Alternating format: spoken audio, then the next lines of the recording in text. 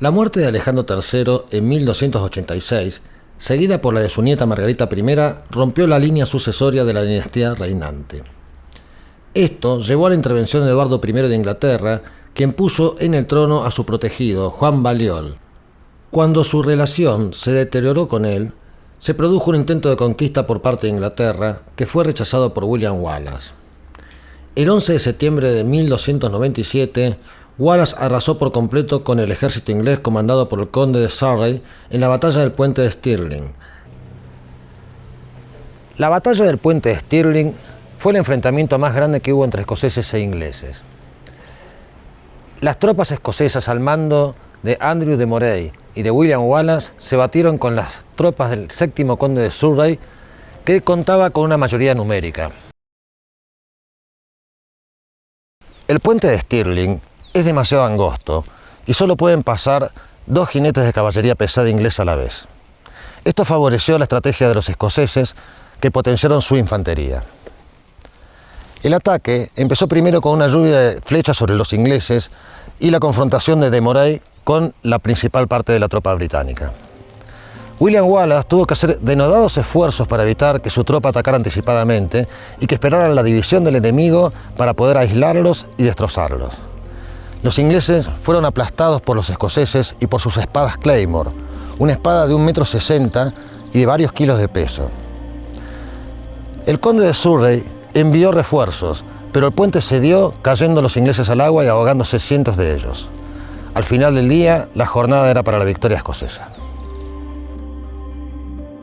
El ejército inglés estaba formado por 300 caballeros pesados y 10.000 hombres de infantería ligera. Posteriormente, mandó una tropa a conquistar York, mayor ciudad del norte de Inglaterra y plaza clave para los ingleses, ya que desde este lugar salían los ataques hacia tierras escocesas.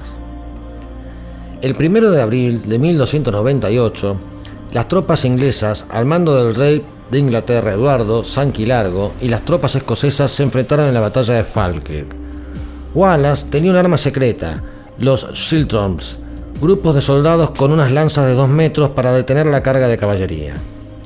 Los ingleses atacaron con la caballería primero, que fue efectivamente detenida, pero tras ellos vinieron los temidos arqueros de Gales, de tiro largo, que devastaron a los escoceses.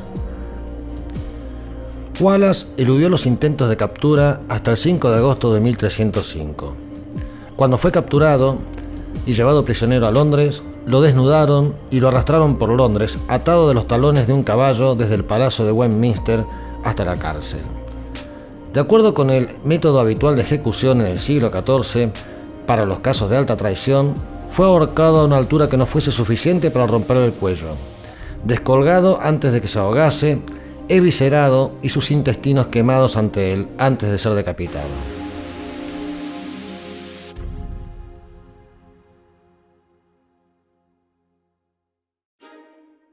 William Wallace es conocido mundialmente a partir de la película Corazón Valiente, que se estrenó a mediados de los 90.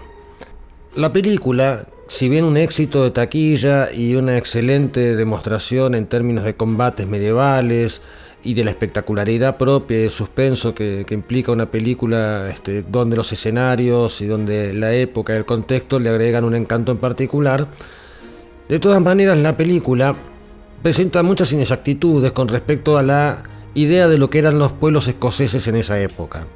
Por empezar, William Wallace no se pintaba la cara porque esa es una costumbre de los pictos que vivieron en el Neolítico prácticamente y que desaparecen, como ya hemos aclarado, unos 700, 800 años antes.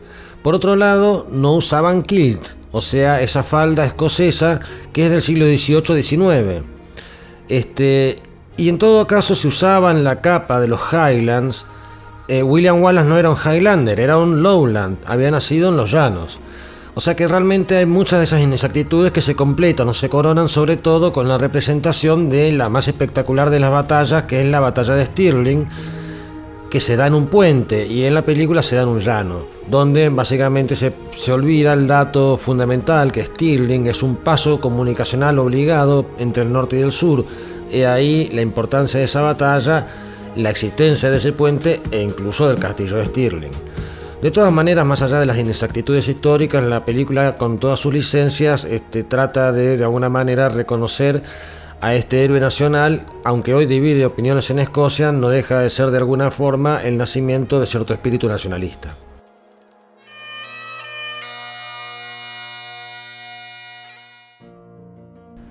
Por su parte, Robert de Bruce, conde de Carrick, se proclamó rey de Escocia.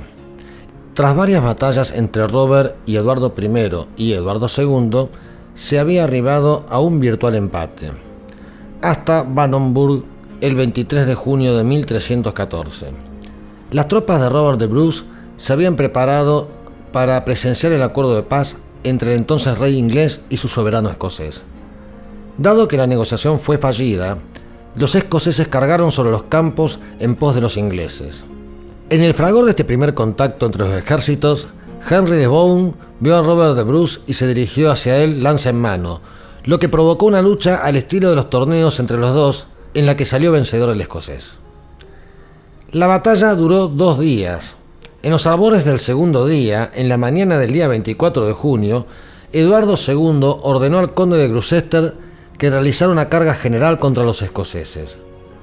Sin embargo, la carga de caballería se estrelló contra la gran formación escocesa de picas mandada por de Bruce. Entre otros caballeros, el propio conde de Gloucester murió atravesado por las picas. Ante el fracaso de la carga de los caballeros, huyeron de sus puestos mientras eran perseguidos por la infantería escocesa, que realizó una verdadera carnicería entre los ingleses.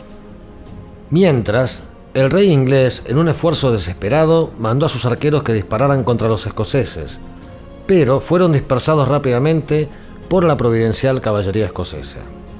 En esa batalla, miles de ingleses murieron, dando una enorme victoria gracias a la cual también lograron su ansiada independencia.